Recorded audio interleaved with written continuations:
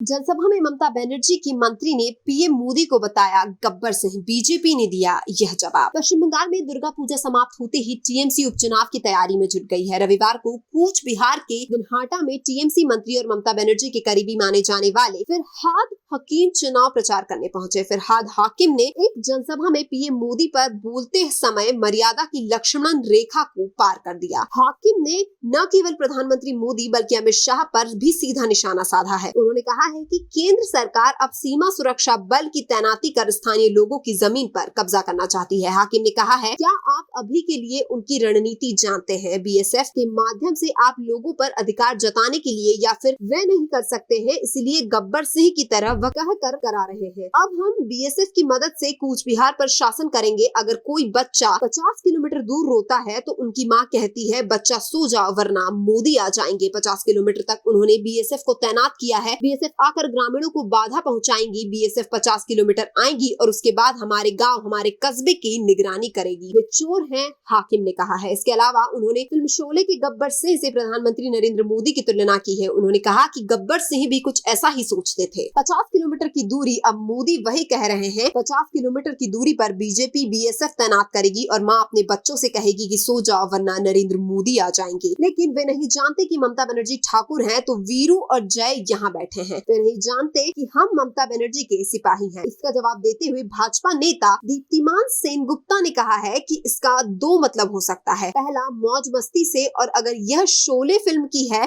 तो ठाकुर ने अपने दोनों हाथ कटा दिए थे और जिन लोगों को ठाकुर ने लिया था वे सभी चोर थे या शामिल थे। अब विषय पर आते हैं और विषय यह है कि यदि मंत्री होने के नाते वह ऐसा कहते हैं तो योगदान के दायरे में आते हैं, और यदि एक राजनीतिक नेता होने के नाते वह ऐसा कहते हैं तो राजनीति में उन्हें पूरा अधिकार है ऐसा कहने के लिए। लेकिन एक बात है जो सोचता है कि अभी कुछ दिन पहले उसी सीमा से 4-5 किलोमीटर भीतर अपनी पार्टी के समर्थन में उन्होंने अपनी जान गंवा दी। दिनहाटा में 30 अक्टूबर को उपचुनाव के लिए मतदान होगा। दिनहाटा के अलावा बंगाल के शांतिपुर, खरहादा और गोसाबा में भी 30 अक्टूबर को मतदान होगा।